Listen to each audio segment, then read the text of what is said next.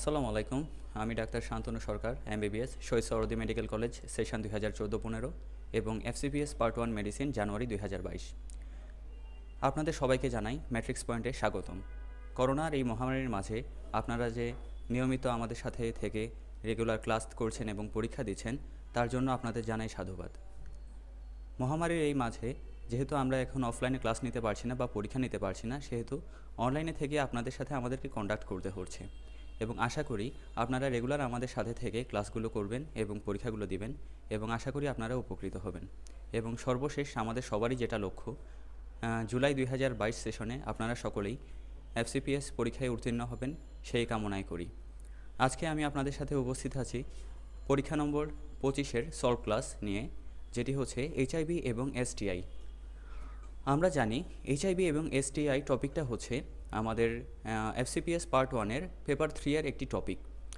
যেহেতু পেপার 3টা সাধারণত টানা 3 দিন পরীক্ষার শেষ দিনে হয়, সেহেতু এই দিনটায় আমরা সকলেই অনেকটা এক্সহস্টেড হয়ে থাকি, যার কারণে দেখা যায় কি আমরা গুরুত্বপূর্ণ অনেকগুলো জিনিস বা হচ্ছে যেগুলোতে বেশি মার্ক আছে সেগুলো পড়তে গিয়ে এই ছোটোখাটো যে টপিকগুলো আছে সেগুলো মিস করে যাই। কিন্তু আমাদের এই এইচআইভি এবং এসটিআই এই দুটো চ্যাপ্টার থেকে সাধারণত দেখা যায় 4 থেকে 5টা প্রশ্ন আসে, যার ভিতরে 2টা বা 3টা থাকে এসবিএ। আপনারা বিগত বছরের প্রশ্নগুলো ঘাটলে সেটাই দেখতে পাবেন এবং তাই আশা করছি আপনারা এখন থেকেই ছোটোখাটো যাই চ্যাপ্টার হোক সেগুলো নিয়মিত রেডি করে রাখবেন, যেন পরবর্তীতে সেটি আপনাদের জন্য সমস্যার সৃষ্টি না হয় এবং যেন পরীক্ষার আগে কী কী পড়ে যেতে হবে বা কী কী পড়ে যাবেন সেটি আপনারা এখন থেকেই নির্দিষ্ট করে রাখবেন, তাহলে সেটি আপনার জন্য উপকার হবে। এবং আমি আজকে এখন শুরু করছি সলভ ক্লাসটি। আমাদের প্রথম প্রশ্ন হচ্ছে drugs used for pre exposure prophylaxis for HIV. So আমাদের প্রথমে জানতে হবে যে what is pre exposure prophylaxis and what is post exposure prophylaxis. Pre exposure prophylaxis হচ্ছে যে পেশেন্টটা সরাসরি এইচআইভি পজিটিভ নন, ঠিক আছে, সে কোনোভাবে যদি তার রিস্ক থেকে থাকে, তাহলে রিস্কের কারণটা কি হতে পারে? ইদার তার যে সেক্সুয়াল পার্টনার আছে সে নিজে এইচআইভি পজিটিভ এবং সেই পার্টনারের যে ভাইরাল লোড লেভেলটা সেটি হচ্ছে হয় আনডিটেক্টেবল বা ভেরি লো, অথবা আইভি ড্রাগ অ্যাবিউজার, ঠিক আছে, একই সিরিঞ্জ দিয়ে অনেকে ড্রাগটা গ্রহণ করছেন, ঠিক আছে। এই ধরনের পেশেন্টগুলোই হচ্ছে সাধারণত প্রি এক্সপোজার প্রোফাইল্যাক্সিসের রিস্ক পেশেন্টের আওতায় এসে থাকে। ওকে, সো আমরা যে প্রশ্নে দেখেছিলাম এখানে যে অপশানগুলো দেওয়া আছে সবগুলো হচ্ছে কি অ্যান্টি রেট্রোভাইরাল এজেন্ট, সে টেনোফোভির, এমট্রিসিটাভিন, এভাকেভির, জিডোভুরিন এবং রালটেগ্রাভির, ঠিক আছে। So what is anti retroviral agent? আচ্ছা, প্রথমে যদি আমরা একটু বোর্ডে আসি যে রেট্রোভাইরাল জিন, এইচআইভি জিনামের ক্ষেত্রে 3টি রেট্রোভাইরাল জিন আছে, একটি হচ্ছে গ্যাগ, পোল এবং এনভেলপ, ঠিক আছে। ফার্স্টে যদি আমরা বলি হোয়াট ইজ গ্যাগ, হ্যাঁ, গ্যাগ মানে হচ্ছে এটি এনকোড করে থাকবে হচ্ছে P24কে বা কোনো একটি স্ট্রাকচারাল প্রোটিনকে এটি ইন্ডিকেট করে থাকবে। দেন সেকেন্ডলি যদি আসি আমরা এনভ, ঠিক আছে। What is env? এনভ থেকে আমরা যদি সহজেই বলে আসি যে এনভেলপ মানে একটা ভাইরাসের জন্য যে বাইরের যে এনভেলপটা এটা শো করবে, যে সাচ এস GP120 এবং GP41। বাকি রইল হচ্ছে পোল, ঠিক আছে। এটি হচ্ছে মূলত যে এনজাইমগুলো আছে সেগুলোকে ইন্ডিকেট করবে। এখানে 3টা এনজাইম আছে, RIP not rest in peace, this is called RA reverse transcriptase, IA হচ্ছে ইন্টিগ্রেস এবং পিতে প্রোটিয়েজ এনজাইম। সো এখন আমরা যদি হচ্ছে একটা অ্যান্টি রেট্রোভাইরাল এজেন্টগুলো কীভাবে কাজ করছে সেটা যদি ইন্ডিকেট করতে যাই, বুঝতে হবে যে এগুলো সাধারণত এই এনজাইমগুলোকে ক্লোজ করার মাধ্যমেই কাজটা করছে। সো আমরা যদি অ্যান্টি রেট্রোভাইরাল এজেন্টের এই ক্লাসিফিকেশনটা দেখি, আমরা দেখতে পাচ্ছি এটাকে 5টি ক্লাসে ভাগ করা হচ্ছে। NRTI বা nucleoside reverse transcriptase inhibitor, NNRTI বা non nucleoside reverse transcriptase inhibitor, protease inhibitor, integrase inhibitor এবং কেমোকাইন রিসেপ্টর ইনহিবিটর। তাহলে বোঝাই যাচ্ছে যে সবগুলো এজেন্টই কিন্তু কাজ করছে বিভিন্ন ধরনের যে এনজাইমগুলো আছে সেগুলোর উপরে।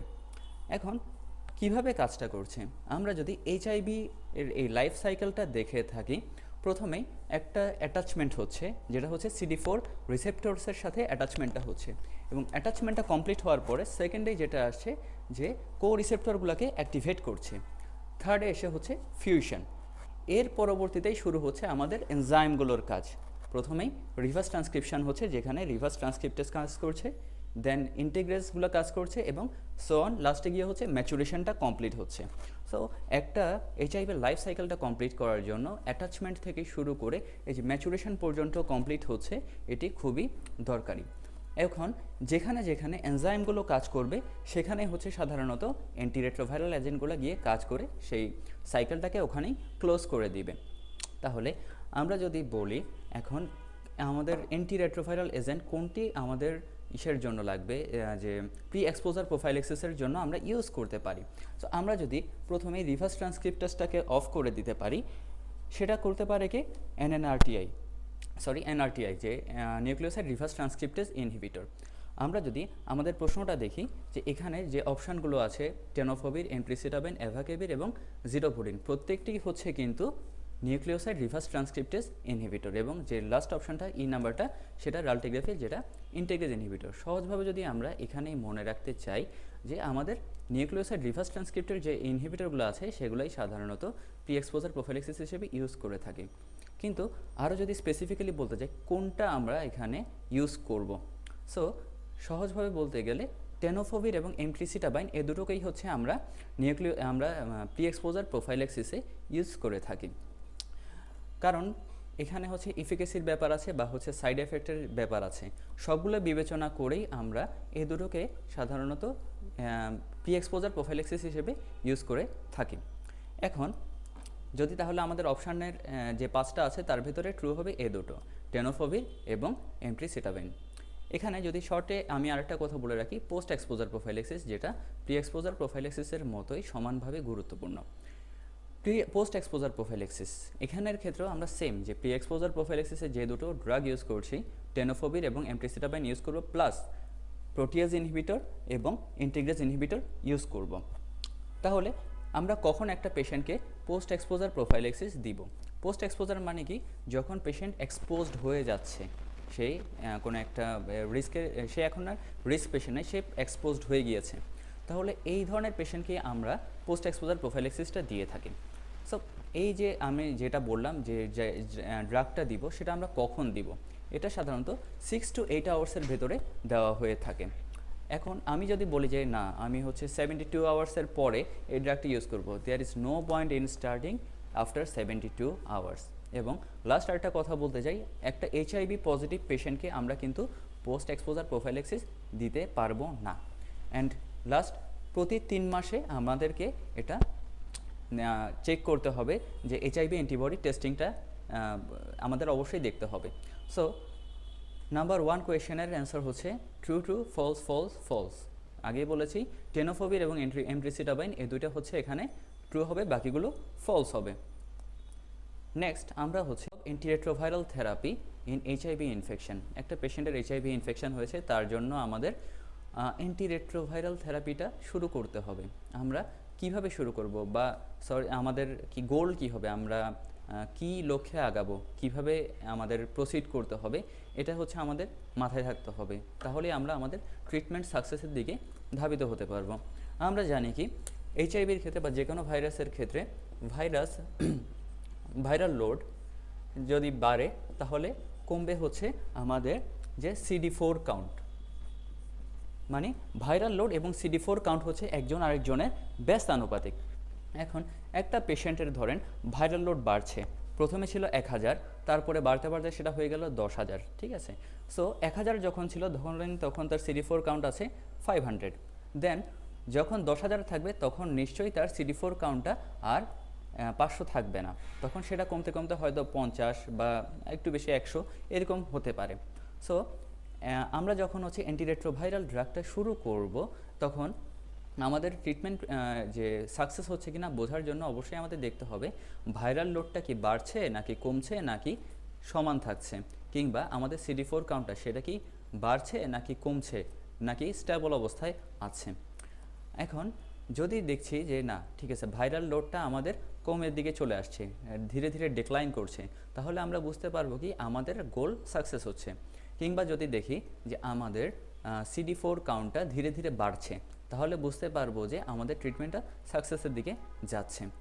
এখন এখানে একটা জিনিস বলে রাখা ভালো যে একটা মানুষের বা একটা পেশেন্টের যদি ভাইরাল লোড বাড়তে থাকে তাহলে কিন্তু তার যে ইমিউনোসাপ্রেশন হবে, এবং যতই বেশি ইমিউনোসাপ্রেশন হবে তার ডেইলি যে লাইফ হ্যাম্পার বা তার ডেইলি যে কন্ডিশন বা তার ফিজিক্যাল কন্ডিশনটা ধীরে ধীরে হ্যাম্পার হয়ে যাবে, এবং এই ক্ষেত্রে ধীরে ধীরে দেখা যাবে কি তার কোয়ালিটি এবং কোয়ান্টিটি অফ লাইফটা ডিক্রিজ করে যাবে, এবং তার এইচআইভি ট্রান্সমিশনের চান্সটাও কিন্তু বেড়ে যাবে। সো আমরা যদি দেখি what are the goal of antiretroviral therapy, চারটা গোল আছে সরাসরি। একটা হচ্ছে reduce the viral load to the undetectable level, একদম আনডিটেক্টেবল লেভেলে আমাদের নিয়ে যেতে হবে অ্যান্টিবডি টেস্টিং করে, যেন আমরা কোনো আর ভাইরাল লোড না পাই। নাম্বার 2, আমাদের দেখতে হবে যে CD4 কাউন্টটা কত। CD4 কাউন্টটা 200-র উপরে থাকতে হবে। ঠিক আছে, কেন CD4 কাউন্ট 200-র উপরে থাকতে হবে? প্রথমত আমরা জানি একটা নর্মাল CD4 কাউন্ট হচ্ছে 500, একটা নর্মাল পেশেন্টের CD4 কাউন্ট 500। দেন আমাদের যদি বলি যে একটা পেশেন্টের CD4 কাউন্ট নেমে আসলো 200 থেকে 500-এর ভিতরে, সেকেন্ড যেটা পয়েন্ট ইন্ডিকেট করা আছে এখানে। সো CD4 কাউন্ট যদি হচ্ছে 200 থেকে 500-এর ভিতরে চলে আসে তাহলে বুঝতে পারবো যে তার এখানে ইনফেকশান হওয়া শুরু করেছে, কিন্তু সেটি কোনো রিস্ক লেভেলে নেই, এখনও পেশেন্টের সিভিয়ার ইমিউনোসাপ্রেশন বা সিভিয়ার কোনো ইনফেকশান হওয়ার কোনো সম্ভাবনা নেই। কিন্তু যখনই পেশেন্টের CD4 কাউন্ট 200-র নিচে চলে আসবে তখনই বুঝবো যে পেশেন্টের সিভিয়ার ইমিউনোসাপ্রেশন আছে, এবং পেশেন্টের যে এইডস ডিফাইনিং যে কমপ্লিকেশানগুলো আছে সেগুলো আস্তে আস্তে দেখা দেওয়া শুরু করবে। সো আমরা যদি এখানে থেকে বলি যে reduce the viral load undetectable level, এটা অবশ্যই ট্রু অ্যাকর্ডিং টু আমাদের যে বেসিক ধারণা এবং অ্যাকর্ডিং টু আমাদের Davidson. Second point, improve the CD4 count more than 400, no, এটা ফলস হবে, কারণ আমাদের যে CD4 কাউন্টটা 200-র উপরে রাখতে হবে, নট মোর দেন 400। কেন সেটা বলেছি? কারণ 200 থেকে 400 থাকলে আমরা বুঝতে পারবো যে পেশেন্টের সিভিয়ার ইমিউনোসাপ্রেশনের চান্স নেই এখানে, কিন্তু যখনই 200-র নিচে নেমে আসে তখনই তার সিভিয়ার ইমিউনোসাপ্রেশনের সম্ভাবনা আছে। সো এটাকে 200-র উপরে রাখতে হবে। Number 3, prevents opportunistic infection. দেখেন অবশ্যই CD4 কাউন্টের সাথে অপরচুনিস্টিক ইনফেকশনের আছে, একটা রিলেশন আছে, কিন্তু ARTর ম্যানেজমেন্টের সাথে এই যে অপরচুনিস্টিক ইনফেকশনের ডিরেক্ট কোনো ধরনের কোনো রিলেশন নেই। সো এটি অ্যান্টিরেট্রোভাইরাল থেরাপির গোলের ভেতরে ইনক্লুডেড না। সো এই জন্য এটি ফলস হচ্ছে। রিডিউস HIV ট্রান্সমিশন অবশ্যই ট্রু, কারণ যখন আমাদের একটা পেশেন্টের সিভিয়ার পর্যায়ে যত চলে যেতে থাকবে বা একটা পেশেন্টের ভাইরাল লোড যত বাড়তে থাকবে তাহলে তার ট্রান্সমিশনের সম্ভাবনাটাও বেশি হবে। সো সেক্ষেত্রে যেখানে আমরা ভাইরাল লোডটাকে কমিয়ে আনছি, সেক্ষেত্রে ভাইরাল লোড যেহেতু কমছে HIV ট্রান্সমিশনের সম্ভাবনাটাও কমে যাচ্ছে। এবং last, improve quality and quantity of life. একটা পেশেন্টের ভাইরাল লোড কিংবা হচ্ছে তার ডিজিজ কন্ডিশন যেহেতু কমে যাচ্ছে বা CD4 কাউন্ট বাড়ছে, সেহেতু তার ইমিউনোসাপ্রেশনের সম্ভাবনাটা কমে যাচ্ছে, ফলে তার বিভিন্ন অর্গান ইনভলভমেন্ট বা বিভিন্ন ধরনের হ্যাজার্ডাস লাইফ এখানে কম হবে। So quality and quantity of লাইফটা ইমপ্রুভ হবে। সো এটি হবে ট্রু। সো আলটিমেটলি যদি আমরা অ্যান্সারটা দেখি true, false, true, true. Then আমরা চলে যাচ্ছি opportunistic infection treated with cotrimoxazole. What is cotrimoxazole? Cotrimoxazole হচ্ছে ট্রাইমেথোপ্রিম এবং সালফামেথোক্সাজোলের কম্বিনেশন, মানে এটি একটি কম্বাইন্ড অ্যান্টিবায়োটিক। সো এটি আমরা হচ্ছে বিভিন্ন ধরনের অপরচুনিস্টিক ইনফেকশন কমানোর জন্য ইউজ করতে পারি। আমরা যদি বলি যে কোট্রিমোক্সাজোল কোন কোন ধরনের অপরচুনিস্টিক ইনফেকশন কমাতে পারে, B² C² PM। এই PM প্রাইম মিনিস্টারও নয়, এই PM ঘড়ির কাঁটার PMও নয়। এই PM কি? বিতে প্রথমে হবে, দুইটা বিয়ের ভিতরে প্রথমে হবে ব্যাকটেরিয়াল নিউমোনিয়া এবং ব্যাকটেরিমিয়া। দেন C²এর ভিতরে কি হবে? সিস্টোস্পোরিয়াসিস এবং সেরেব্রাল টক্সোপ্লাজমোসিস। এবং লাস্টে যেটা বললাম PM, PA হবে নিউমোসিস্টিস জেরোভেসি নিউমোনিয়া এবং MA হবে ম্যালেরিয়া। তাহলে এই 6টি হচ্ছে সাধারণত অপরচুনিস্টিক ইনফেকশন যেগুলো কোট্রিমোক্সাজোলের মাধ্যমে আমরা কমাতে পারি। তাহলে এই যে আমরা যে 6টা অপরচুনিস্টিক ইনফেকশন বললাম এবং সেটি আমরা একটা মেনোমিক্সের মাধ্যমে আপনাদেরকে বলে দিলাম, সেখানের ভেতরে নেই কোনটি? অপশান সি এবং অপশান ডি, ক্রিপ্টোকক্কাল মেনিনজাইটিস এবং লেশমেনিয়াসিস। এই দুটি ইনফেকশন কোট্রিমোক্সাজোলের সাথে কোনো ধরনের কোনো সম্পর্ক নেই। সেই ক্ষেত্রে পজিটিভ বা ট্রু হবে কোনটি? ব্যাকটেরিয়াল নিউমোনিয়া, সেরেব্রাল টক্সোপ্লাজমোসিস এবং সিস্টোস্পোরিয়াসিস। A, B এবং E ট্রু। এখন আমাদের জানতে হবে আমরা কখন কোট্রিমক্সোজোল শুরু করব। আমরা কি সাথে সাথেই কোট্রিমক্সোজোল শুরু করে দিব, বা হচ্ছে আমাদের কোন নির্দিষ্ট পর্যায়ে যেতে হলে বা কোন নির্দিষ্ট একটি অবস্থায় গেলে আমরা কোট্রিমক্সোজোলটা শুরু করব। তাহলে কোট্রিমক্সোজোল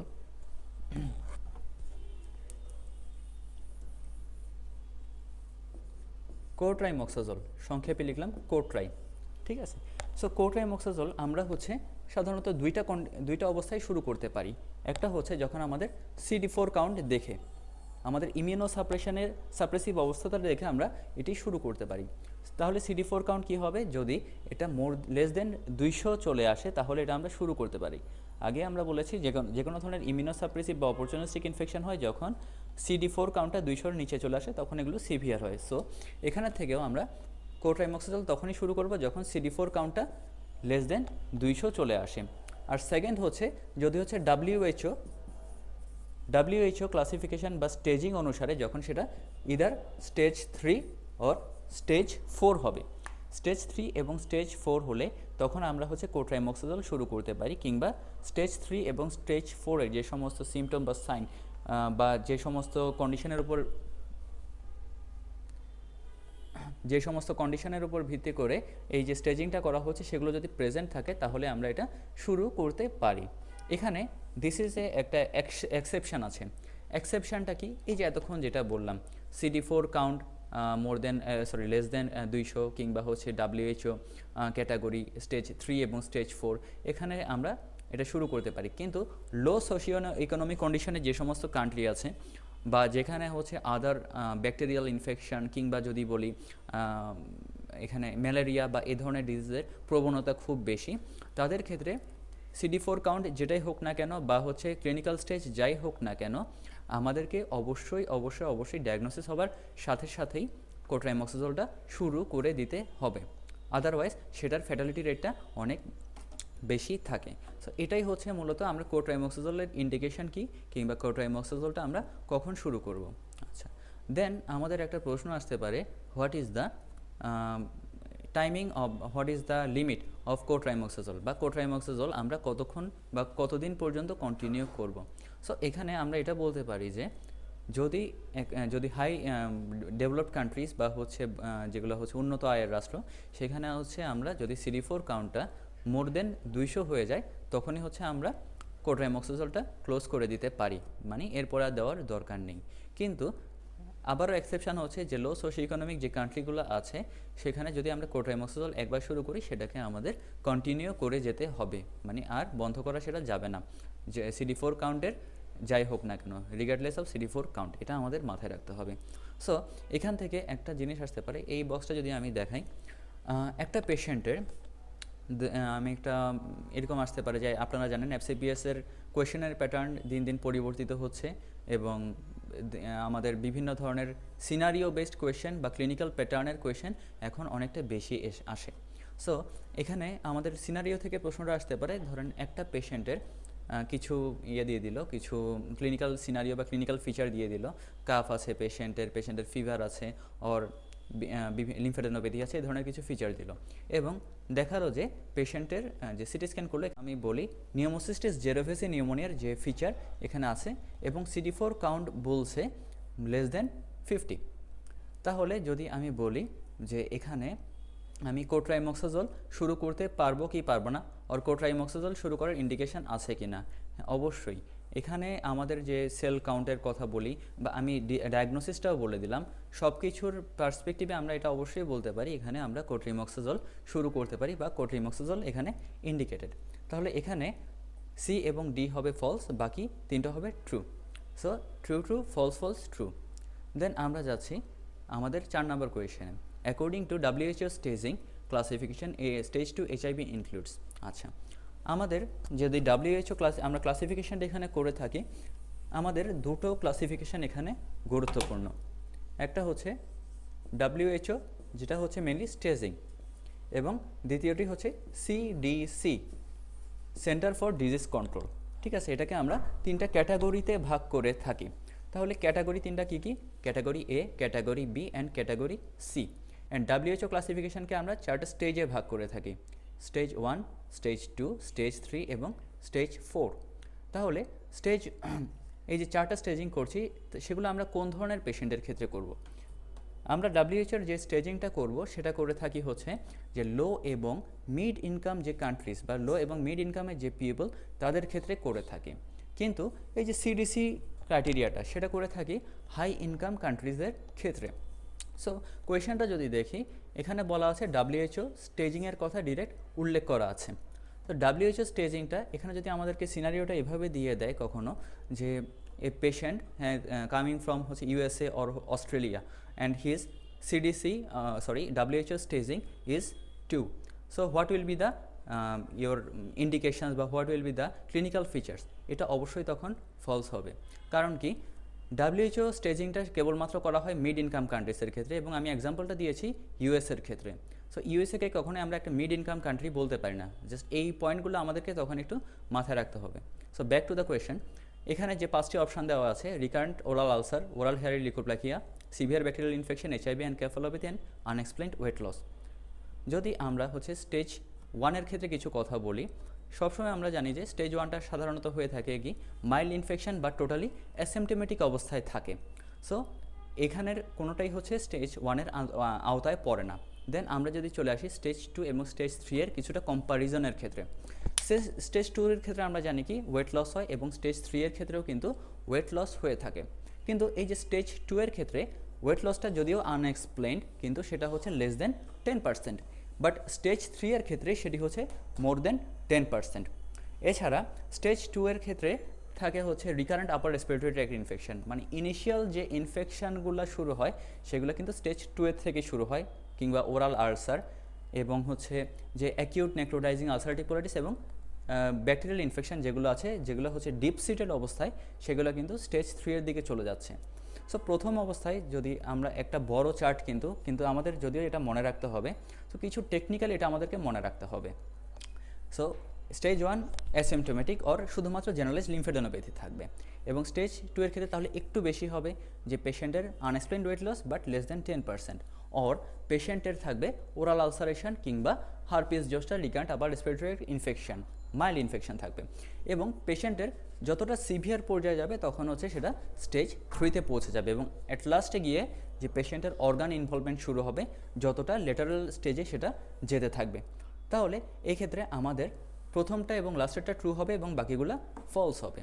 সো রিকারেন্ট ওরাল আলসার এখানে ট্রু হবে, আনএক্সপ্লেইনড ওয়েট লস যে দেওয়া থাকতো এটাও ফলস হতো, কারণ তখন সেটা স্টেজ 3-তে চলে যেত, এবং ওরাল হেয়ার লিকোপ্লাকিয়া কিংবা severe bacterial infection, HIV encephalopathy সবগুলোই হচ্ছে কিন্তু ডিপ সিটেড ইনফেকশন বা প্রলংড ইনফেকশনের দিকে যাচ্ছে, সেগুলো স্টেজ 3-তে চলে যাবে।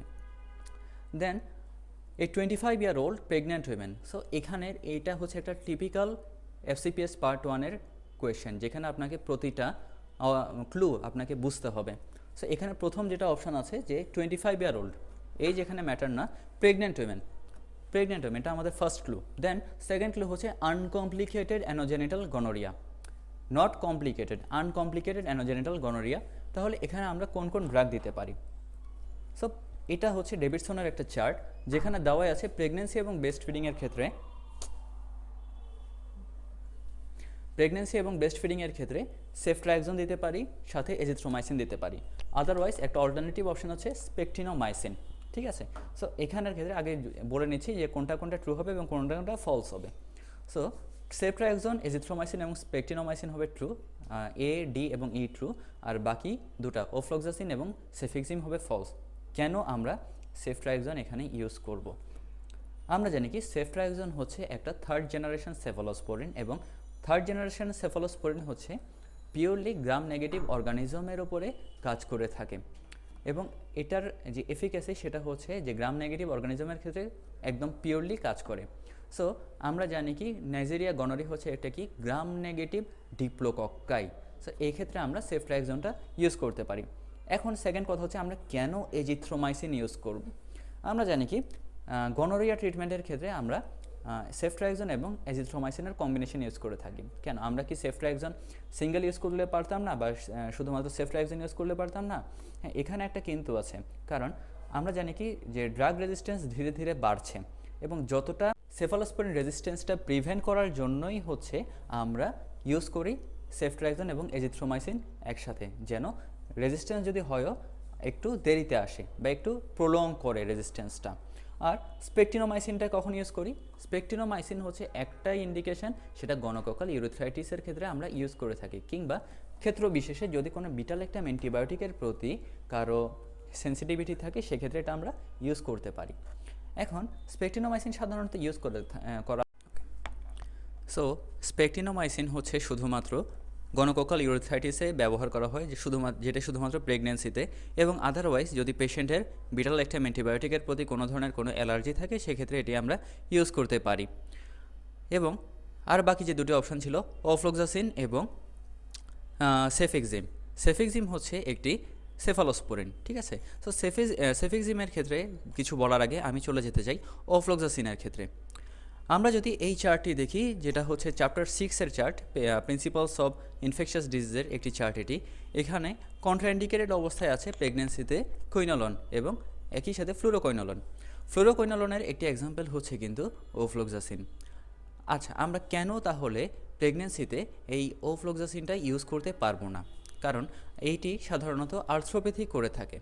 যে অফ্লোক্সাসিন একটি হচ্ছে ব্রড স্পেকট্রাম অ্যান্টিবায়োটিক, এটি আমরা জানি, এবং এটি আর্টিকুলার কার্টিলেজের ক্ষেত্রে লেশন করে থাকে, ঠিক আছে। সো যেহেতু এটি আর্টিকুলার কার্টিলেজের ক্ষেত্রে লেশন করে থাকে এবং এটি একটি টক্সিক এফেক্ট আছে এই যে ফিটাসের প্রতি, সেহেতু এটি আমরা প্রেগনেন্সিতে ইউজ করতে পারি না, যদিও এটি অ্যানিমাল স্টাডিজের মাধ্যমে আমরা প্রুভ করেছি। কিন্তু সেফেক্সিমের ক্ষেত্রে এই অ্যানিমাল স্টাডিজের মাধ্যমে কিংবা প্রেগনেন্সি অবস্থায় এটি ইউজ করার মাধ্যমে কোনো ধরনের কোনো অ্যাপ্রোপ্রিয়েট ডাটা নেই। সো এটি আসলে ব্যবহার করা উচিত কিংবা উচিত না সেই সম্পর্কে কোনো পজিটিভ বা নেগেটিভ মন্তব্য কোনোটিই নেই। কিন্তু একটি কথা বলা যায় যে এটি যদি এর যে রিস্ক রেশিওটা যদি হচ্ছে বেনিফিট রেশিওর চাইতে কম হয়, তো সহজ কথায় বলতে গেলে যদি এটা ইউজ করে আমরা বেশি বেনিফিট পাই তার রিস্কের তুলনায়, শুধুমাত্র সেই ক্ষেত্রে এটি আমরা ইউজ করতে পারবো। তাহলে আমাদের অ্যান্সার হবে true, false, false, true, true. So যদি আমাদের কাছে এরকম একটা প্রশ্ন আসে যে একটা পেশেন্ট আসলো, সে প্রেগনেন্ট এবং তার অ্যানোজেনিটাল গনোরিয়া আছে, তাহলে আমাদের ট্রিটমেন্ট অফ চয়েস কোনটি হবে? সো আমাদেরকে অনেকগুলো অপশান দিল এবং সাথে হচ্ছে সেফট্রাক্সনও দেওয়া হলো। সো তাহলে আমাদের অ্যান্সার হবে সেফট্রাক্সন, ঠিক আছে। কোনো ক্ষেত্রেই সেটা অফ্লোক্সাসিন কিংবা যে সেফেক্সিমের মতো কোনো অপশান যদি থাকে সেটি কখনোই অ্যান্সার হবে না। দেন আমরা চলে যাই painless genital ulcer seen in most important question বা most important topic of this chapter, painless genital ulcer, ঠিক আছে। আমাদের ক্ষেত্রে এখানে যে 5টা অপশান আছে, জেনিটাল হার্পিস বা শ্যাঙ্কার। জেনিটাল হার্পিস কিসে থেকে হয়? হার্পিস সিমপ্লেক্স ভাইরাস দ্বারা। শ্যাঙ্কার হয় কিসে? সিফিলিসে। শ্যাঙ্ক্রয়েড হিমোফিলাস ডুক্রি থেকে। এবং গ্র্যানুলোমা ইনগুইনালি, লিম্ফোগ্র্যানুলোমা ভেনেরিয়াম, যে 5টি অপশান আছে সবগুলোই কিন্তু আলসার করতে পারে বা জেনিটাল আলসার করতে পারে। তাহলে আমি যদি একটা স্লাইড দেখাই আপনাদেরকে, এখানে আলাদা করা আছে কোনটি পেইনফুল জেনিটাল আলসার করতে পারে এবং কোনটি পেইনলেস জেনিটাল আলসার করতে পারে। সো এই অনুযায়ী যদি আমরা যাই, হার্পিস সিমপ্লেক্স এবং শ্যাঙ্ক্রয়েড এই দুটি হচ্ছে আপনাদের পেইনফুল জেনিটাল আলসার করবে, বাট বাকি যে 3টা আছে, যে শ্যাঙ্কার কিংবা হচ্ছে গ্র্যানুলোমা ইনগুইনালি এবং লিম্ফোগ্র্যানুলোমা ভেনারিয়াম, এগুলো সবগুলোই হচ্ছে পেইনলেস আলসার করবে। সো এই ক্ষেত্রে বি, ডি এবং ই, এই 3টেই হবে ট্রু এবং বাকি দুটি হবে ফলস। তাহলে যদি আমরা একটু ডিসকাশন করি, জেনিটাল আলসারেশনের মোস্ট কমন কজ হচ্ছে কিন্তু জেনিটাল হার্পিস। সো এটা নিজেই কিন্তু একটা এসবিএ, যে most common cause of genital ulceration, অন্য কিছুই না, সেটা হচ্ছে জেনিটাল হার্পিস। এবং এটি অবশ্যই মাল্টিপল পেলফুল আলসারেশন করে থাকে এবং সাইট সহ। যদি এটি কখনো এসবিএ বা এসবিএ হিসেবে আসে তাহলে কিন্তু এই অপশানগুলোই থাকবে, যে পেইনফুল মাল্টিপল আলসার, ঠিক আছে, দিয়ে দিল হয়তো গ্লান্স পেনিসে আছে। সো কজ কী হবে? অবশ্যই জেনিটাল হার্পিস। এবং এটি খুব রেয়ারলি হচ্ছে সোলিটারি লেশন করে থাকে। Next, acquired syphilis. সিফিলিস আমরা জানি 2 ধরনের, একটা হচ্ছে কনজেনিটাল সিফিলিস এবং একটা হচ্ছে অ্যাকুয়ার্ড সিফিলিস। সো অ্যাকুয়ার্ড সিফিলিসের ক্ষেত্রে যে আর্লি সিফিলিস যে স্টেজটা আছে তার ভেতরের একটি ফেজ হচ্ছে প্রাইমারি সিফিলিস, এবং শ্যাঙ্কার সাধারণত এই প্রাইমারি সিফিলিসের ক্ষেত্রেই হয়ে থাকে। বা যদি আমি স্পেসিফিক্যালি বলি, প্রাইমারি সিফিলিসের ক্যারেক্টারিস্টিক ফিচার হচ্ছে chancre. So what is chancre? Chancre হচ্ছে একটা ইনডিউরেটেড আলসার, যেটা এখানে পয়েন্ট আউট করা আছে, ইনডিউরেটেড আলসার হচ্ছে শ্যাঙ্কার। এবং আমাদের একটা জিনিস মনে রাখতে হবে যে শ্যাঙ্কার কিন্তু পেইনলেস, এবং সাথে সাথে এর সাথে যে লিম্ফাডেনোপ্যাথি থাকে, যে ইনগুইনাল লিম্ফ নোড থাকে, সেগুলোও কিন্তু নন টেন্ডার বা পেইনলেস হয়ে থাকে। সো সিফিলিসের ক্ষেত্রে বোথ আলসার এবং হচ্ছে লিম্ফ নোড দুইটাই কিন্তু পেইনলেস। দেন এই বক্সটি খুবই ইম্পর্টেন্ট একটি বক্স এই চ্যাপ্টারের জন্য। এখানে বাকি তিনটা অপশান ডিসক্রাইব করা আছে, শুধুমাত্র যে ইম্পর্টেন্ট পয়েন্টগুলো আমি এখানে পয়েন্ট আউট করেছি। সো লিম্ফোগ্রানুলোমা ভেনেরিয়াম যেটা হচ্ছে ক্ল্যামাইডিয়া ট্র্যাকোমাটিস থেকে হয়ে থাকে, এর ক্ষেত্রে যে আলসারটা হচ্ছে সেটি স্মল ট্রানজিয়েন্ট এবং পেইনলেস আলসার। বাট এর ক্ষেত্রে আমরা এর সাথে সিফিলিসের পার্থক্য কীভাবে করব? এর ক্ষেত্রে যে লিম্ফ নোডটা সেটি কিন্তু অবশ্যই হবে টেন্ডার, বাট সিফিলিসের ক্ষেত্রে সেটি ছিল নন টেন্ডার। দেন শ্যাঙ্ক্রয়েড হিমোফিলাস ডুক্রি দ্বারা হয়ে থাকে, এটা আমরা মাইক্রোবায়োলজিতে 4th ইয়ারে পড়ে এসেছি। এর মাধ্যমে যে আলসারটা হয় সেটাও কিন্তু পেইনফুল আলসার, বাট এর ক্ষেত্রে যে লিম্ফ নোডটা আছে সেটি কিন্তু পেইনফুল হবে, এটিও কিন্তু শ্যাঙ্কারের সাথে এর একটি পার্থক্য। লাস্ট গ্র্যানুলোমা ইনগুইনালি, যার আলসারটা হচ্ছে কিন্তু পেইনলেস আলসার, ঠিক আছে। সো এটা হয়ে থাকে ক্র্যাপসুলা গ্র্যানুলোমাটোসিস দ্বারা। তাহলে এটি হচ্ছে শ্যাঙ্কার এবং শ্যাঙ্ক্রয়েডের ভিতরে একটি পার্থক্য আমি এখানে দেখানোর চেষ্টা করেছি আপনাদেরকে। তো শ্যাঙ্কার কী দ্বারা হয়ে থাকে? ট্রেপোনামা প্যালিডাম দ্বারা হয়ে থাকে, যেটি হচ্ছে সিফিলিস করে থাকে, সিফিলিসের প্রাইমারি সিফিলিসের একটি ক্যারেক্টারিস্টিক ফিচার। এবং শ্যাঙ্ক্রয়েড হয়ে থাকে কিসের দ্বারা? হিমোফিলাস ডুক্রি দ্বারা। সো ডিফারেন্ট অর্গানিজম দ্বারা হয়ে থাকে দুটো। দেন পার্থক্য, বেসিক পার্থক্য আরেকটা কি, যে শ্যাঙ্কারটা পেইনলেস এবং শ্যাঙ্ক্রয়েডটা হচ্ছে পেইনফুল। শ্যাঙ্কারের ক্ষেত্রে কোনো ধরনের কোনো এক্সুডেশন থাকে না, বাট এর ক্ষেত্রে শ্যাঙ্ক্রয়েডের ক্ষেত্রে অবশ্যই এক্সুডেশন থাকবে। শ্যাঙ্কারের ক্ষেত্রে যে এইজটা খুবই important, hard indurated edge most important feature, এবং এটির ক্ষেত্রে হচ্ছে সফট র্যাগড এইজ। সো এর এইজে যেমন পার্থক্য আছে এবং তার যে ফিলিং, যে পালপেশনের ভিতরেও কিন্তু পার্থক্য আছে। এবং শ্যাঙ্ক্রয়েডের ক্ষেত্রে অবশ্যই গ্রে বা ইয়েলো পুরুলেন্ট ডিসচার্জ থাকবে। তাহলে যদি হচ্ছে একটা সিনারিও আসলো এরকম, যে ধরেন একটা পেশেন্ট আসলো আপনার কাছে, 25 ইয়ার ওল্ড পেশেন্ট, তার হচ্ছে জেনিটাল আলসারেশন আছে, আলসারটা হচ্ছে সফট এবং তার হচ্ছে ইয়েলোইশ এক্সুডেশন আছে, এবং পেশেন্টের ক্ষেত্রে যে এজটা হচ্ছে রেগড এজ, এবং পেশেন্টের যে লিম্ফ নোড পেনফুল, এবং পেশেন্টের যে ইয়েটা আছে আপনার এজটা কী বলবো, যে কোনো ধরনের আর একটু ফিচার দিয়ে দিল পেশেন্টের সাথে সাথে। তাহলে আমার কাছে সবগুলো অপশানই রইলো, যে শ্যাঙ্কারও রইলো, শ্যাঙ্ক্রয়েডও রইলো, লিম্ফোগ্রানুলোমা ভেনেরিয়ামও রইলো, বা আরও দুইটা অপশান দিল এখানে। সো এখানে যদি মোস্ট অ্যাপ্রোপ্রিয়েট কোনো একটা ডায়াগনোসিস হয় সেটা হবে অবশ্যই শ্যাঙ্ক্রয়েড, বা যদি অর্গানিজম দিতে দেয় হিমোফিলাস ডিউক্রি হবে। সো এখানে অ্যান্সার হবে false true, false true true. Then features of early congenital syphilis, একটু আগে বলেছি যে সিফিলিস হয় ট্রেপোনেমা প্যালিডাম দ্বারা, যেটাই হচ্ছে একটা sexually transmitted disease.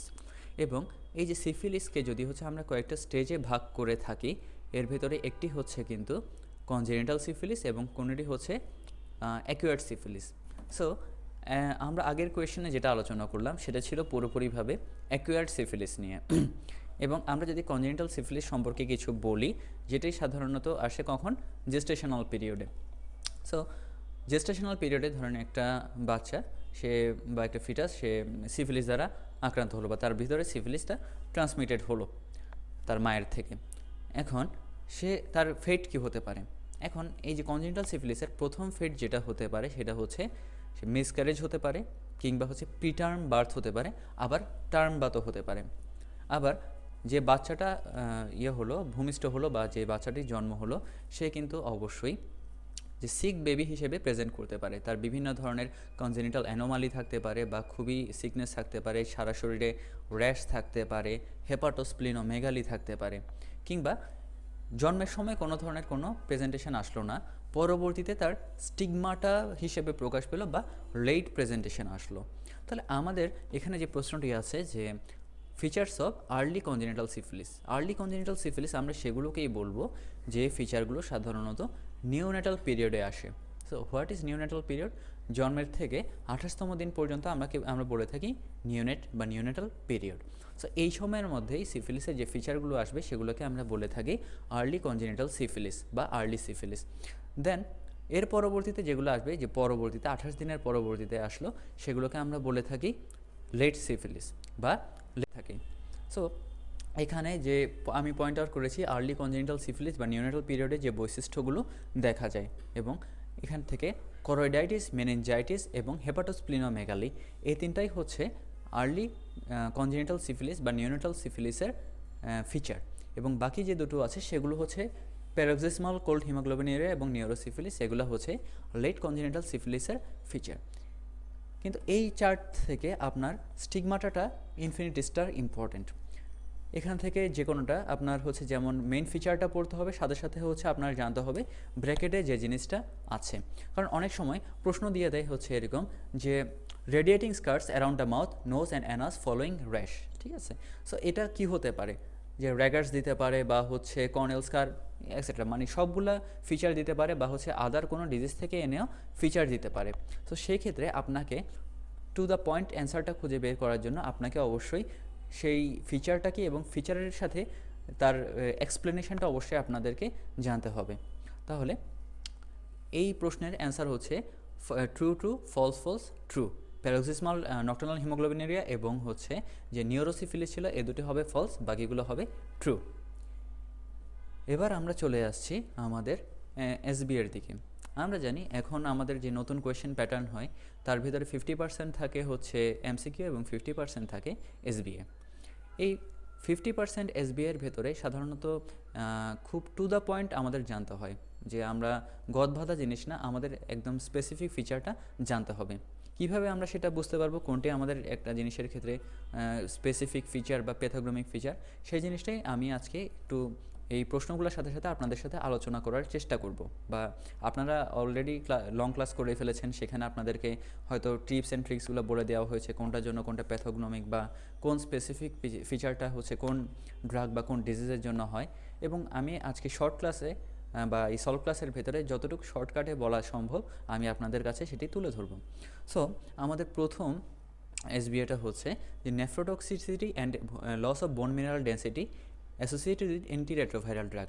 So antiretroviral drug কী কী আছে সেটা আমরা হচ্ছে প্রথম প্রশ্নেই আলোচনা করে এসেছি, যে টোটাল 5টা ক্লাসে আমরা রেট্রোভাইরাল ড্রাগে ভাগ করতে পারি, ঠিক আছে। এবং এখানেও যে 5টি অপশন আছে সবগুলোই কিন্তু অ্যান্টিরেট্রোভাইরাল ড্রাগ বা অ্যান্টিরেট্রোভাইরাল এজেন্ট।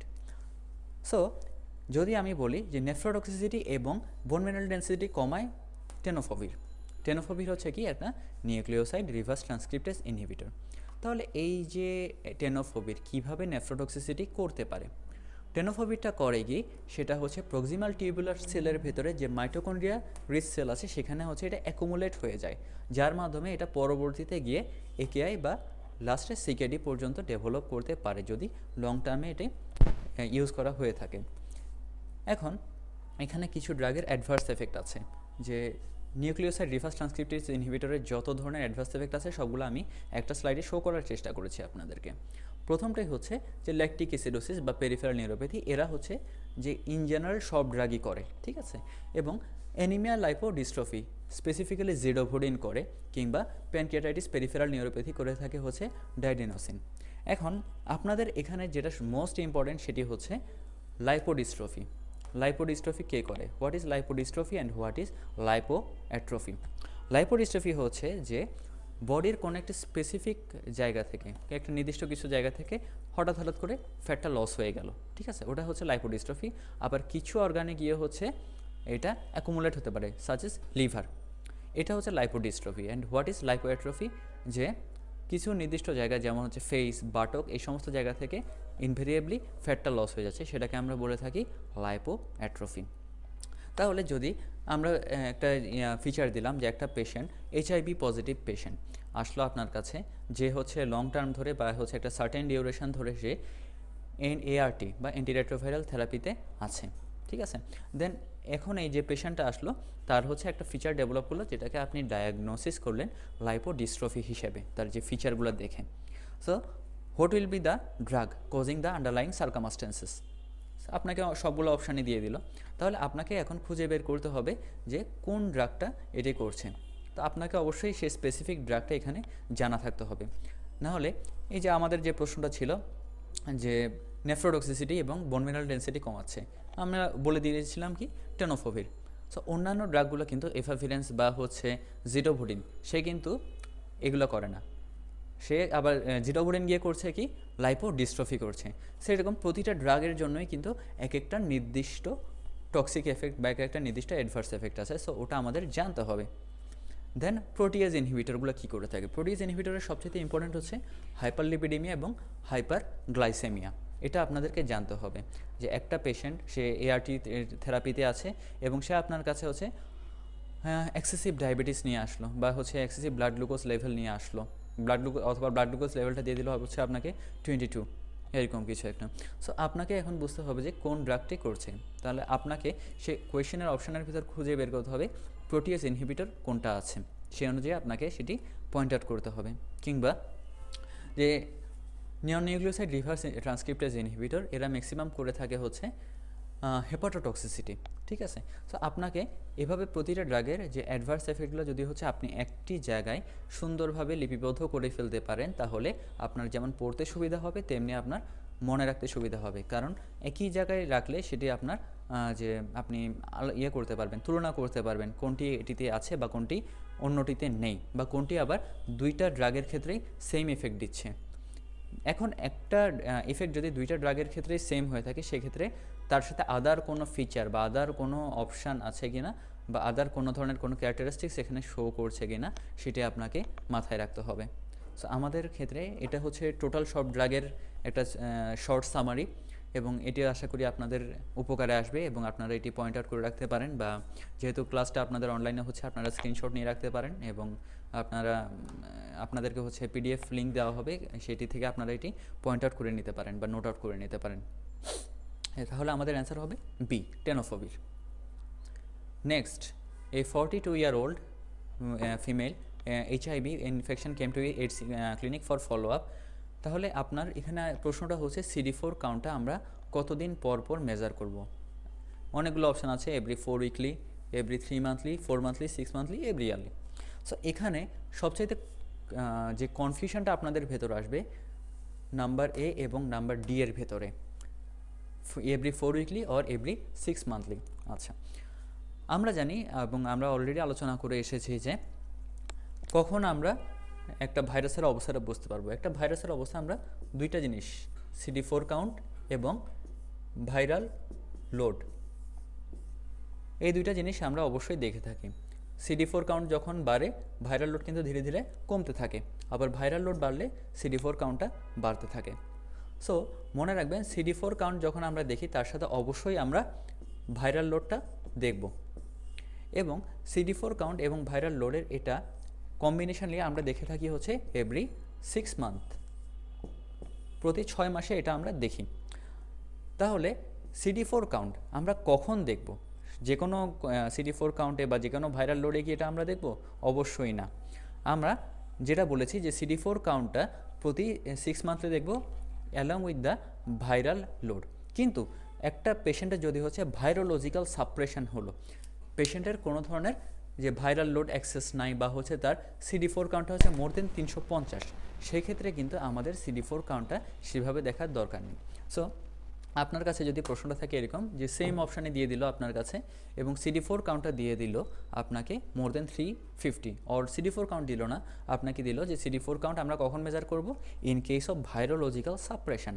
তাহলে সেই ক্ষেত্রে ধরেন আপনাকে এভরি ইয়ারলির জায়গায় দিল যে নো নিড অফ চেক, তো সেই ক্ষেত্রে আমাদের অপশান হবে অ্যান্সার ই। কিন্তু যেহেতু এখানে আমাদেরকে কোনো ধরনের কোনো CD4 কাউন্টের কোনো অপশান দেয়নি বা ভাইরোলজিক্যাল সাপ্রেশন বিষয়ে কোনো বলেনি বা আদার কোনো ফিচার ইন্ডিকেট করেনি, সেক্ষেত্রে আমাদের অ্যান্সার হবে অপশান ডি, এভরি 6 মান্থলি। আর আমরা কখন একটা পেশেন্টের ভাইরাল লোডটা দেখব? ঠিক আছে, ভাইরাল লোডটা সাধারণত এভরি 4 উইকলি দেওয়া হয়ে থাকে। আমি প্রথমেই উল্লেখ করেছি যে আপনাদের দুইটা অপশানের ভিতরে কনফিউশন হবে, option A and option D, every 4 weekly এবং এভরি 6 মান্থলি। CD4 কাউন্টারটা অবশ্যই আমি অলরেডি ক্লিয়ার করেছি যে এভরি 6 মান্থলি এটা আমরা দেখে থাকি, কিন্তু ভাইরাল লোডটা দেখা হয় এভরি 4 উইকলি, ঠিক আছে, এবং এটি সাধারণত 10 ফোল্ড করে ডিক্রিজ করতে থাকে এবং 6 মাসের ভিতরে ভাইরোলজিক্যাল সাপ্রেশনটা আমরা অ্যাচিভ করতে পারি। ইন কেস যখনই আমরা প্রথমবার দেখব তখন হচ্ছে সাধারণত 4 উইকলি দেখা হয়ে থাকে, বাট যখন ভাইরোলজিক্যাল সাপ্রেশনটা আমরা অ্যাচিভ করব দেন হচ্ছে এভরি 6 মান্থলি দেখলেই চলবে, যেটা আমরা CD4 এর ক্ষেত্রেও দেখে থাকি। সো এক্ষেত্রে আমাদের অপশান হবে অপশান ডি, যেটি হচ্ছে every 6 monthly. Number 10, typical question of FCPS part 1, and you can get enough idea from this question how to study or how will be your study depth.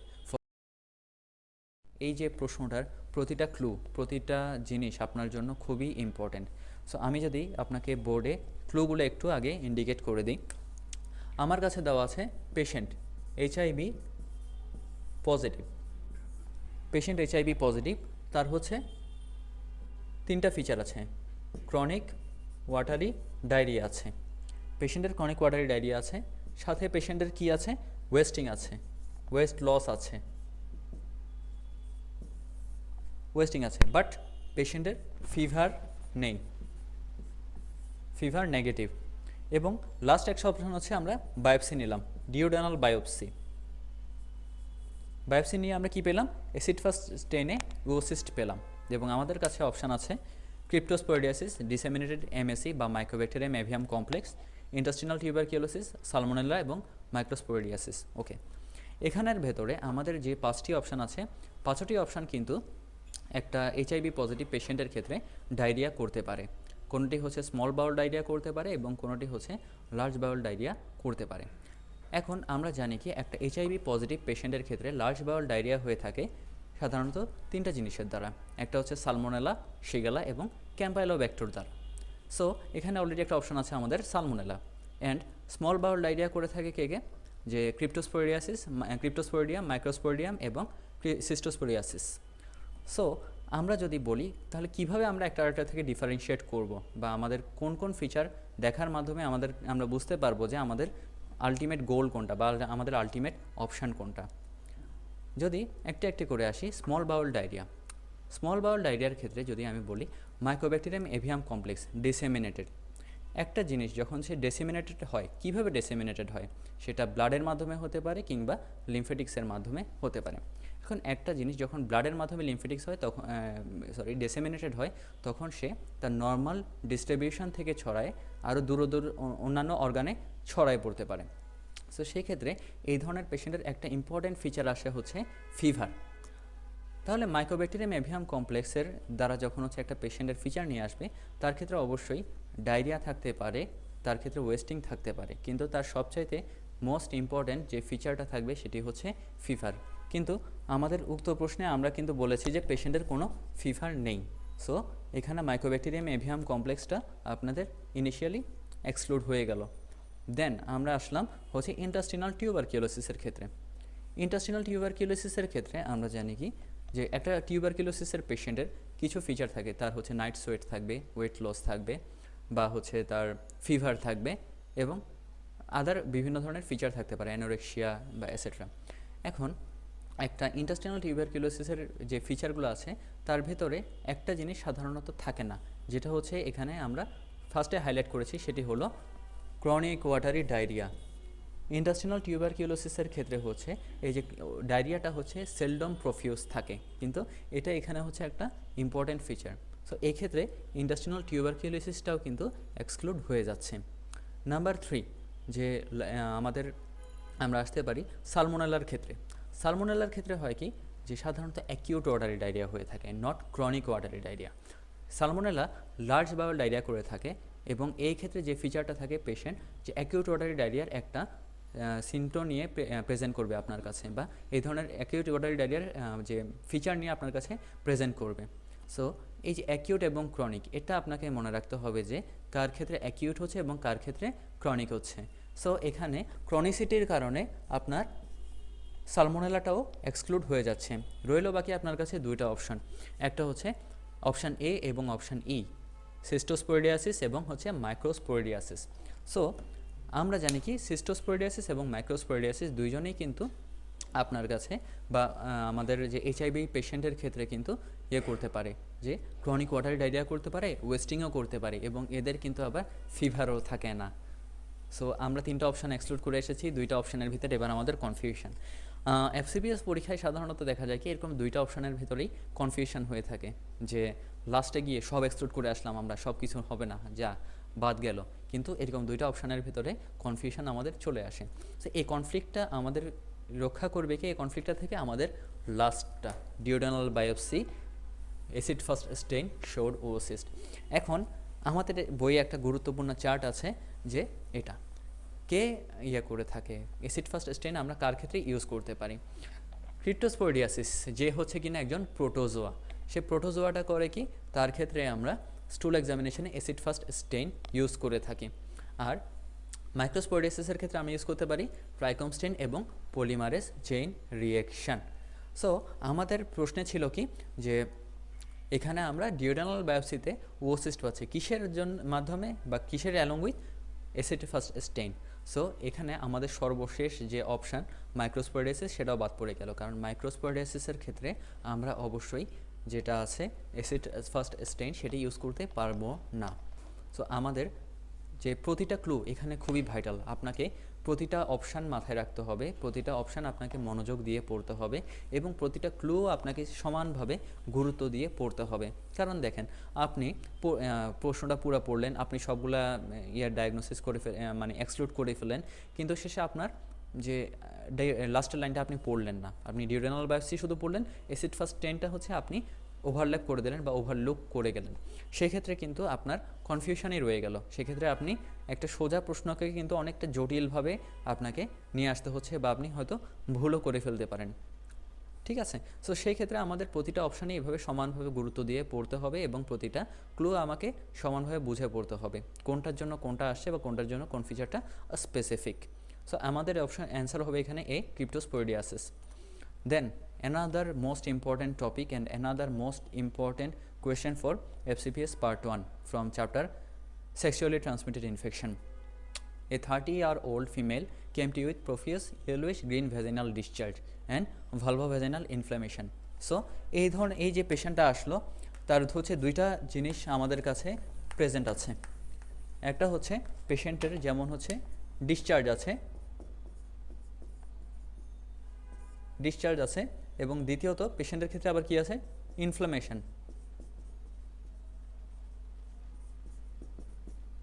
দুইটা জিনিসই present আছে, পেশেন্টের discharge আছে, পেশেন্টের হচ্ছে inflammation আছে, এবং বলেই দেওয়া হয়েছে পেশেন্টের ভেজাইনাল ডিসচার্জ। আমরা জানি এসটিআই চ্যাপ্টারে 2টা জিনিস আছে, একটা হচ্ছে ইউরেথ্রাল ডিসচার্জ এবং দ্বিতীয়টি হচ্ছে ভেজাইনাল ডিসচার্জ। সো আমরা এখানে অবশ্যই ইউরেথ্রাল ডিসচার্জের যে জিনিসপত্র সেগুলো আমাদের মাথায় আনতে হবে না, যেহেতু আমাদের ভেজাইনাল ডিসচার্জের কথা স্পেসিফিক্যালি এখানে উল্লেখ করে দিয়েছে।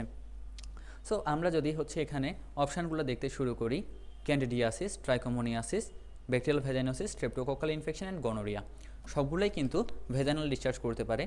প্রথম 4টি হচ্ছে মেইনলি, এবং গনোরিয়া কিছু কিছু ক্ষেত্রে করতে পারে। তাহলে আমরা যদি চার্টটি দেখি, আমাদের প্রথমেই বাদ চলে যাবে হচ্ছে ব্যাকটেরিয়াল ভেজাইনোসিস। কেন বাদ চলে যাবে? 2টা জিনিস বলেছি, এর ইনফ্লামেশনও আছে আবার ডিসচার্জও আছে, কিন্তু এখানে আমরা জানি কি ব্যাকটেরিয়াল ভেজাইনোসিসের ক্ষেত্রে কখনোই কিন্তু ইনফ্লামেশন থাকে না, শুধুমাত্র হোয়াইট হোমোজেনাস ডিসচার্জ থাকে।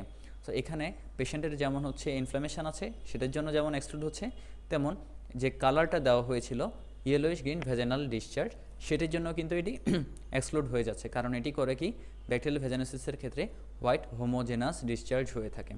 দেন সেকেন্ড যে অপশানটি আমরা এক্সক্লুড করব সেটি হচ্ছে স্ট্রেপ্টোকক্কাল ইনফেকশন। কেন? স্ট্রেপ্টোকক্কাল ইনফেকশনের ক্ষেত্রে হচ্ছে পুরুলেন্ট ভেজাইনাল ডিসচার্জ হয়ে থাকে, এখানে কোনো ধরনের কোনো ইনফ্লামেশনের কথা কোট করা নেই। সো এটিকে আমরা এক্ষেত্রে এক্সক্লুড করতে পারি। এবং তৃতীয় যেটা আমরা এক্সক্লুড করব সেটি হচ্ছে গনোরিয়া।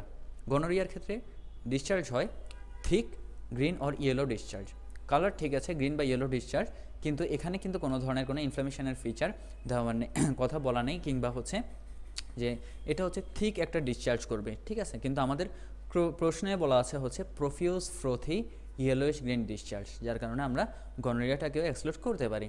রইল বাকি আমাদের 2টা অপশান, ক্যান্ডিডিয়াসিস এবং ট্রাইকোমোনিয়াসিস। এটিকে আমরা কীভাবে আলাদা করব? আমরা জানি ক্যান্ডিডিয়াসিস এবং ট্রাইকোমোনিয়াসিস দুটোর ক্ষেত্রেই কিন্তু ভালভোভেজাইনাল ইনফ্লামেশন হয়ে থাকে। সো এটি একটি পয়েন্ট গেল। আমাদের এবার চলে আসতে হবে তাহলে কিসে? আমাদের চলে আসতে হবে আমরা কী ধরনের বা কী কালারের ডিসচার্জ পাচ্ছি। আমরা থার্ড ইয়ার বা ফোর্থ ইয়ার থেকেই কিন্তু একটা জিনিস পড়ে আসছি, যে বা এটা আমাদের অনেক আগেরই একটা কমন জিনিস, যে ক্যান্ডিডিয়াসিসের ক্ষেত্রে যে ডিসচার্জটা হয় সেটা কিন্তু অবশ্যই হবে কার্ডি হোয়াইট ডিসচার্জ, দইয়ের মতো একটা ডিসচার্জ পাওয়া যাবে, ঠিক আছে। তাহলে যে কার্ডি হোয়াইট ডিসচার্জ কার ক্ষেত্রে পাবো? ক্যান্ডিডিয়াসিসের ক্ষেত্রে পাবো। এবং রইল বাকি ট্রাইকোমোনিয়াসিস, এবং এটাও আমরা সেই ছোটোবেলা থেকেই পড়ে আসছি।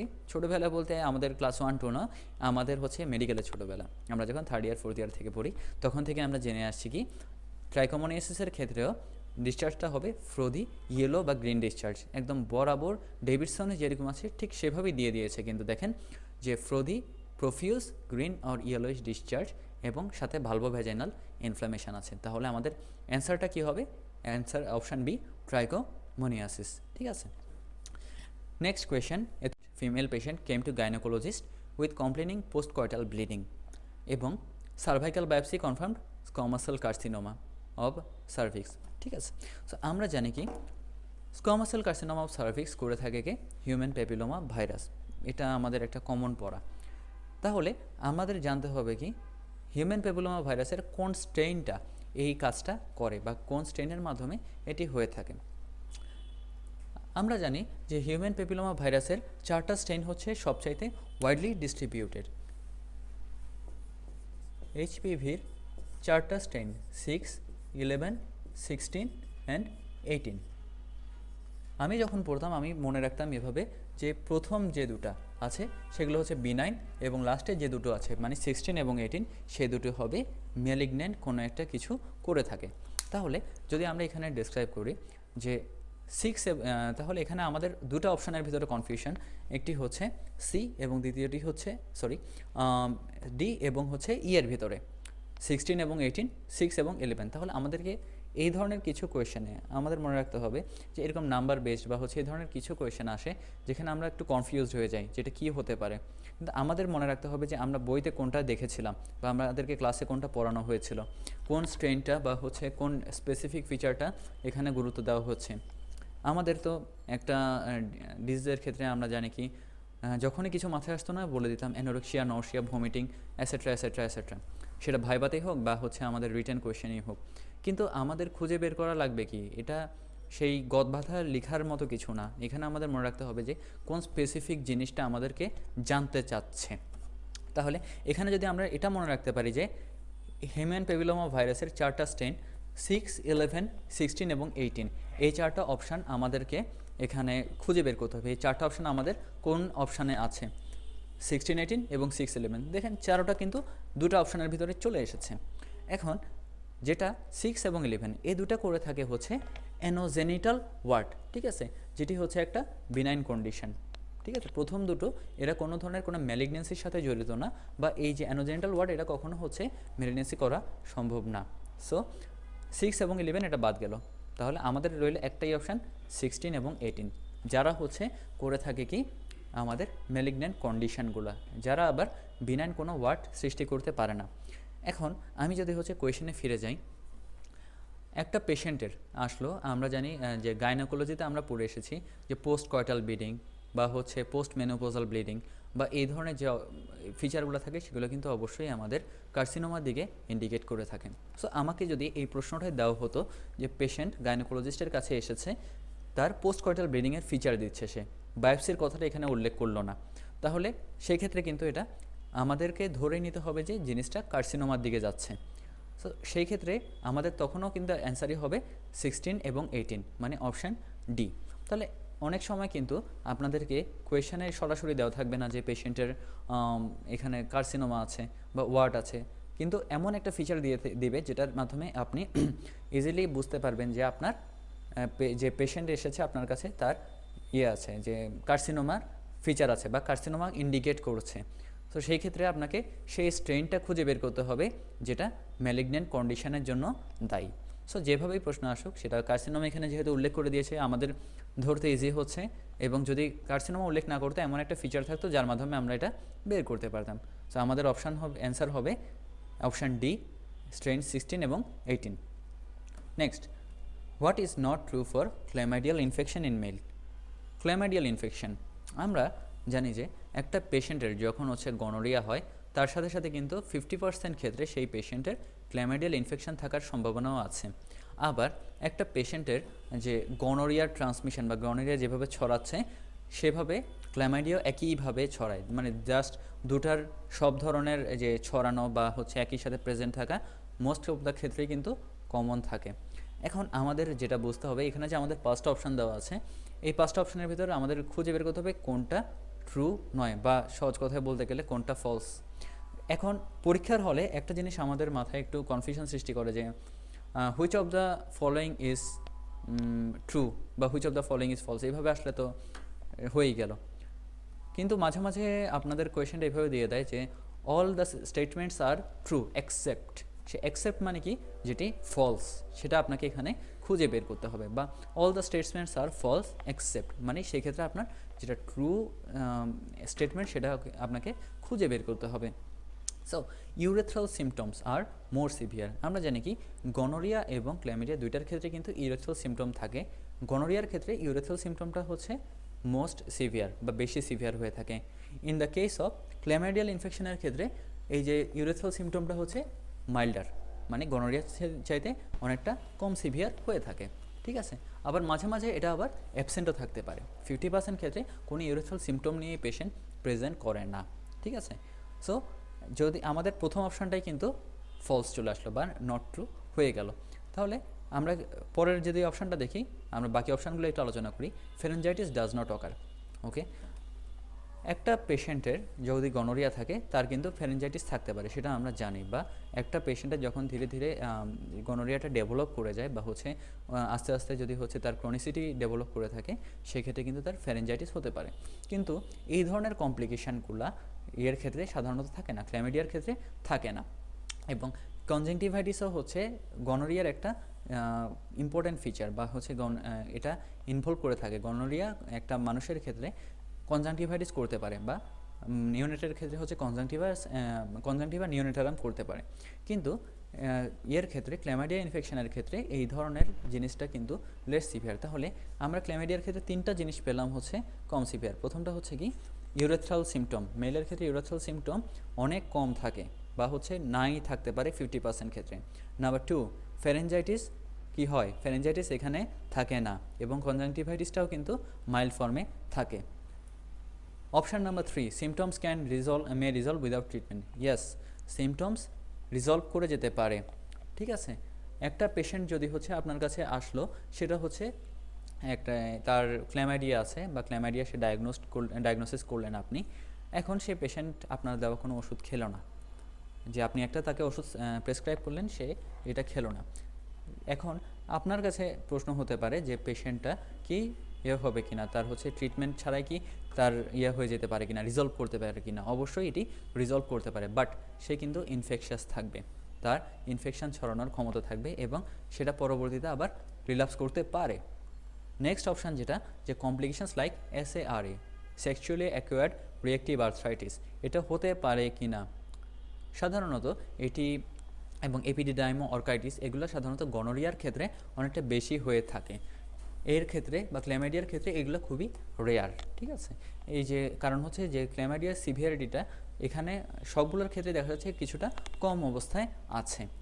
সো এটা আরেকটা জিনিস পেলাম যে SARA বা হচ্ছে সেক্সুয়ালি অ্যাকোয়ার্ড রিঅ্যাক্টিভ আর্থ্রাইটিস কিংবা যে এপিডিডাইমো অর্কাইটিস এগুলোও সাধারণত ক্ল্যামাইডিয়ার ক্ষেত্রে কম থাকে। এবং আমাদের লাস্ট অপশান হচ্ছে partner of man with chlamydia should be treated, of course should be treated. আমরা জানি যে একটা পেশেন্টের সব ডিজিজের ক্ষেত্রে এটা করা হয়ে থাকে কি, যে আমরা একটা পেশেন্টকে যখন HIV-র ক্ষেত্রে প্রি এক্সপোজার প্রোফাইলেক্সিস দিয়েছি। কেন দিয়েছি, কারণ তার যে সেক্সুয়াল পার্টনার সে কিন্তু HIV পজিটিভ বা হচ্ছে HIV টেস্টেড পজিটিভ। ঠিক আছে, এবং এরকম সব ডিজিজের ক্ষেত্রেই দেখা যায় কি, বা হচ্ছে এই সমস্ত যা ডিজিজ আছে সেটা ক্যান্ডিডিয়াসিস হোক বা অন্য যে কোনো ডিজিজের ক্ষেত্রে আমরা করে থাকি কি, যদি তার পার্টনার পজিটিভ হয়ে থাকে তাহলে আমরা যে একজন তার সেক্সুয়াল পার্টনার যদি পজিটিভ হয়ে থাকে তার অন্য পার্টনারকেও কিন্তু অবশ্যই আমরা ট্রিটমেন্টটি দিয়ে থাকি। এবং এই ট্রিটমেন্ট দেওয়ার মাধ্যমে যদি আমাদেরকে জিজ্ঞেস করা হয় যে এটা কখন দিব, তাকে কি অবশ্যই ল্যাবরেটরিক্যালি পজিটিভ হতে পারে? নো। সে যদি ল্যাবরেটরি টেস্টে নেগেটিভও হয়ে থাকে বাট তার পার্টনার যদি পজিটিভ হয়ে থাকে, সেহেতু অবশ্যই আমরা এটাকে এক্সক্লুড করতে পারি বা এটা আমরা ট্রিটমেন্ট দিতে পারি।